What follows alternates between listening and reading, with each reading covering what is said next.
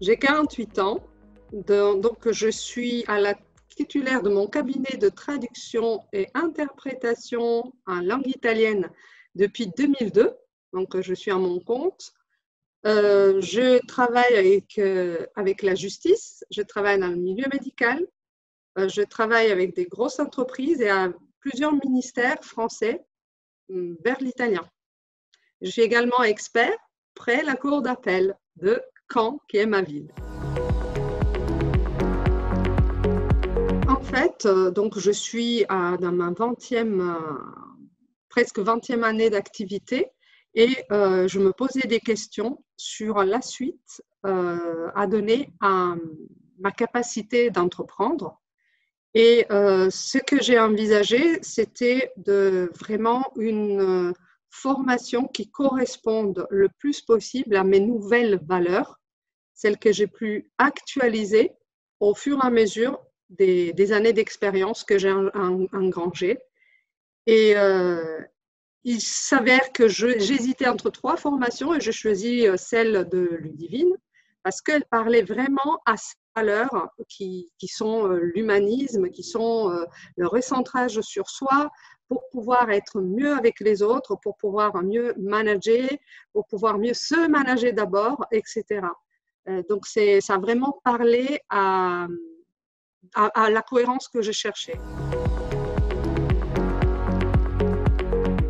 Ce programme qui est proposé par Ludivine, finalement, répondait à une exigence que j'ai vue naître chez moi, qui était de pouvoir allier les valeurs humanistes, qui pour moi sont fondamentales, avec la conduite de l'exercice de l'entrepreneuriat. Comment pouvoir diriger, comment pouvoir donner une vision de ce qu'on veut comme projet et unir à tout ça une compréhension beaucoup plus profonde et un positionnement qui est beaucoup plus dans l'humain, dans l'éthique et pas dans un management vertical. Je cherchais plutôt de l'horizontalité dans, dans ma nouvelle façon d'entreprendre. Pollution. Quelque part, dont je me rends compte aujourd'hui, à la fin du parcours de formation, c'est que j'ai avancé dans ce que je considère ma légitimité dans les nouvelles valeurs. Il y a toujours une question quand je pense que ça parle à beaucoup, surtout ceux qui sont dans l'entrepreneuriat. Il y a une question lorsque nous sommes dans la nouveauté, dans le nouveau, dans le changement. Donc évidemment, nous quittons quelque chose que nous connaissons très bien, mais dans lequel nous ne sommes plus à l'aise, nous ne sommes plus confortables, et nous allons vers quelque chose de nouveau qui nous paraît bien intéressant, qui nous donne plein d'enthousiasme, mais quelque part, on a peur d'y aller parce que c'est peut-être trop nouveau pour nous. Et du coup, la formation de Ludivine a vraiment été utile là-dedans, à ce moment-là du parcours, à savoir que je ne suis pas la seule à sentir le besoin de ce changement et que ce changement est bénéfique parce que on peut si déjà est bénéfique pour nous de pouvoir entreprendre dans des bonnes conditions en étant en cohérence avec qui nous sommes profondément, c'est évident qu'on se sent pousser des ailes pour pouvoir passer à l'action et voilà, passer à l'autre côté du rivage et entreprendre ce changement dans le matériel et dans plein de décisions vraiment de mise en place. Il y a notamment la gestion du temps. C'était quelque chose qui m'importait beaucoup puisque je me suis rendu compte, mais sans pouvoir vraiment y faire face, que je passais peut-être 12 heures par jour à travailler dans mon entreprise. Et ceci engendrait du coup ce que moi j'appelle la tête dans le guidon, qui est un des risques majeurs pour moi, pour l'entrepreneur. C'est qu'on fait, on aime, évidemment on s'y donne complètement et le temps, on ne le compte plus. Sauf que c'est un danger parce que ça ne nous permet plus d'avoir le recul nécessaire pour pouvoir toujours évaluer si ce qu'on fait est vraiment utile et surtout va dans la bonne direction, c'est la direction que nous avions envie de donner au départ. Et cette vérification, quand on fait 12 heures, 13 heures par jour, 6 jours sur 7, elle est impossible parce qu'on est vraiment dans le faire, et on perd le recul. Et là, une des actions les plus précises que j'ai pu mettre en place, c'est de mettre plus de pauses dans mon travail, de diminuer mes heures du travail, et ce que j'ai pu constater que ce n'est pas au détriment du coup du qualitatif. Donc, je suis allée revoir ma loi de Pareto que j'avais oubliée, effectivement. Donc, j'ai pu analyser ça, donc mettre plus de pauses, commencer la journée vraiment en étant dans la direction, c'est-à-dire, voilà, qu'est-ce que j'ai envie de donner comme direction à cette journée de travail, quelle est la couleur que j'ai envie de donner, et après, du coup, ça m'a permis de récolter des fruits plus mûrs, je veux dire, au lieu d'être dans l'attentisme. Donc, première action. Deuxième action, c'est au niveau des objectifs. Ça découle de la première. Du moment où on a une vision qui est beaucoup plus apaisée, parce qu'on est moins dans l'action et plus dans la réflexion et du coup dans la dynamique à donner, on peut se permettre du coup d'avoir des objectifs, de refixer ces objectifs sans que ces objectifs soient écrasants, ce qui était pour moi au début. Les objectifs m'écrasaient dans l'action au lieu de me supporter dans l'action. Donc, c'est les deux principaux changements que je vois aujourd'hui, et c'est tout frais, la formation vient de se terminer, que je vois, mais je pense qu'il va y en avoir d'autres qui vont découler de la mise en place de ces deux premiers piliers, on va dire. Je vais faire peut-être sourire beaucoup de monde parce que là, je vais tomber dans la caricature. Pour moi, c'est un activateur de lavage, Ludivine. C'est-à-dire que c'est ce qu'on utilise pour améliorer les performances d'une lessive, par exemple. Vous voyez, elle va vous aider, comme elle m'a aidé, je pense, à voir là où ça coince, où il y a les taches, pour pouvoir les éliminer plus facilement. Une fois qu'elles sont bien intégrées, bien voilà, relevées, on peut effectivement du coup agir dessus. Et pour moi, ça a eu cet effet-là, c'est-à-dire éliminer tout ce qui était parasite pour pouvoir se concentrer, diminuer du coup le temps, évidemment, et du coup se concentrer plus sur ce qu'on fait et bien le faire, sans le stress. Et voilà, ça a activé plusieurs processus. Elle a activé plusieurs processus qui étaient déjà latents chez moi et qui attendaient juste, voilà, une impulsion pour pouvoir être mis en route. J'ai rencontré Ludivine lors d'une conférence et ce qui m'avait frappé, c'est bon, les paroles, je trouvais qu'elle présentait bien, elle était rayonnante, mais ce qui m'a beaucoup frappé, c'est qu'elle ne disait pas justement, c'est-à-dire que je suis très sensible au langage non verbal et je trouvais qu'au contraire, elle disait moins que ce qu'elle pouvait faire. Et je suis toujours attirée par ce genre de profil. J'aime moins quand tout est déballé d'emblée et je préfère justement, je suis plus attirée, il y a une curiosité qui s'active quand je sens que la personne a dit moins que ce qu'elle peut faire. Voilà, donc c'est cette première rencontre qui a fait qu'une réflexion s'installe et que finalement, au vu de ce que j'ai dit avant, c'est-à-dire cette cohérence dans les valeurs avec mes valeurs, je la choisis. C'était un choix du cœur. J'avais déjà fait un coaching avant qui était beaucoup plus centré sur l'augmentation du chiffre d'affaires, comment augmenter son chiffre d'affaires. Il m'a été utile, je ne peux pas dire le contraire, c'était utile, mais il manquait quelque chose à ce coaching et c'est justement ce que j'ai trouvé avec Ludivine.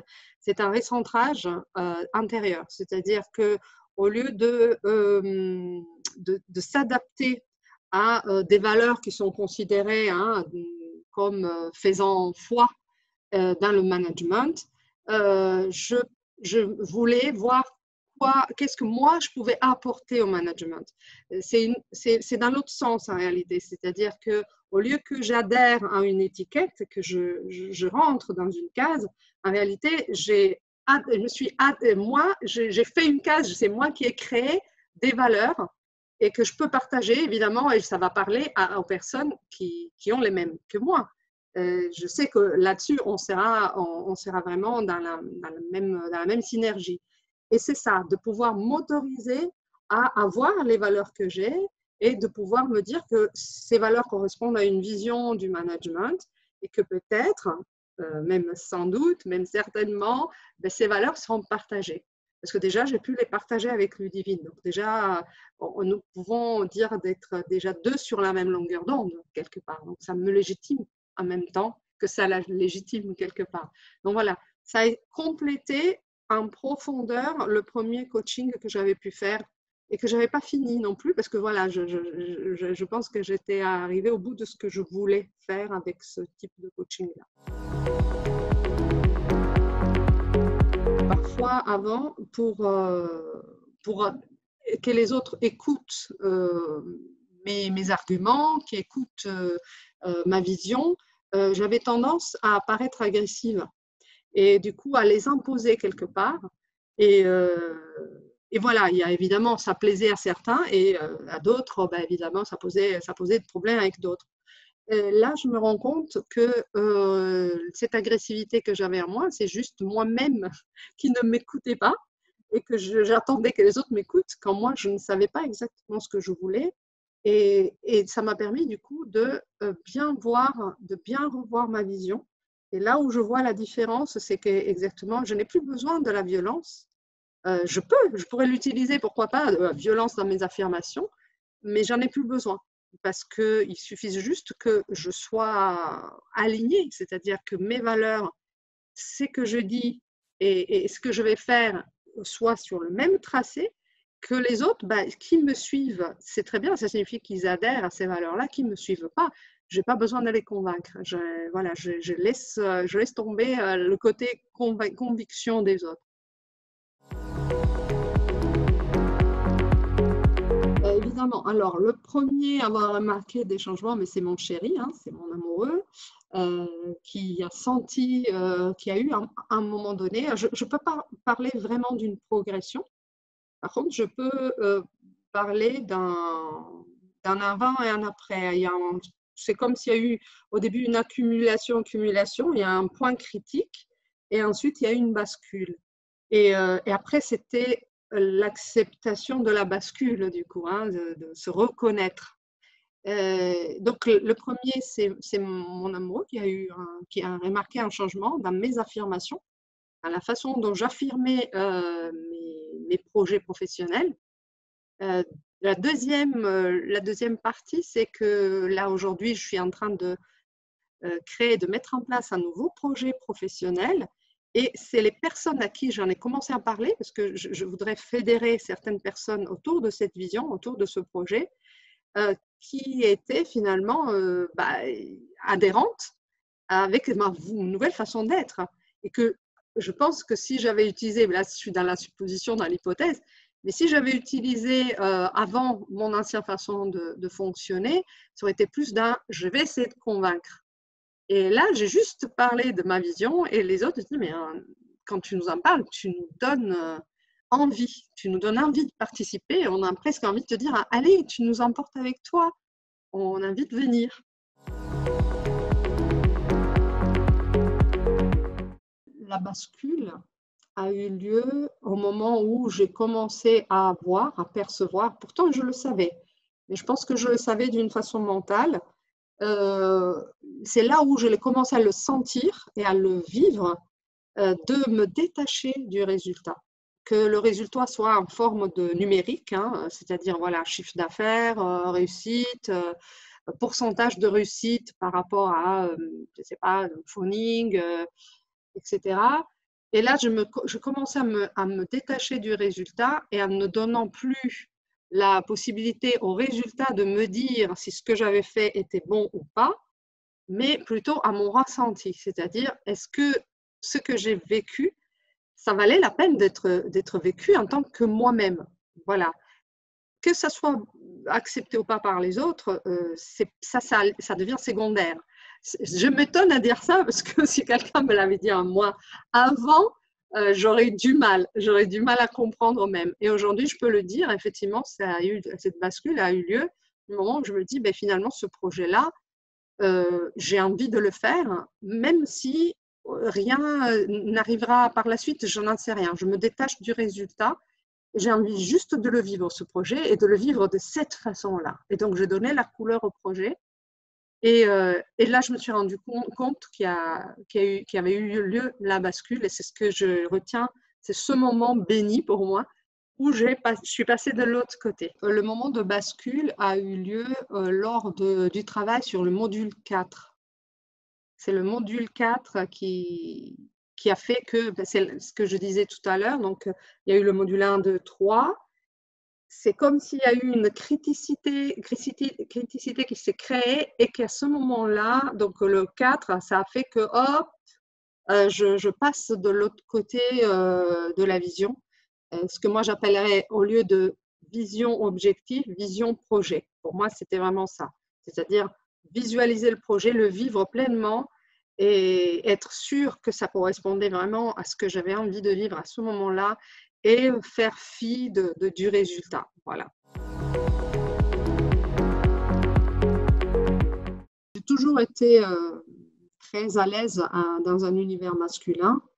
Je me suis rendu compte que je ne me sentais pas éjectée, mais il est important aussi pour moi aujourd'hui que je puisse vivre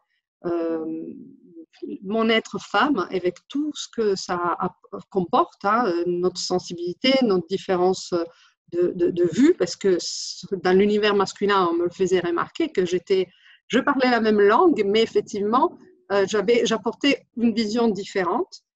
Et je pense que c'est ce qui est important de transmettre à toutes les femmes entrepreneuses, c'est de pouvoir s'autoriser à être femme et être entrepreneur, femme et entrepreneur.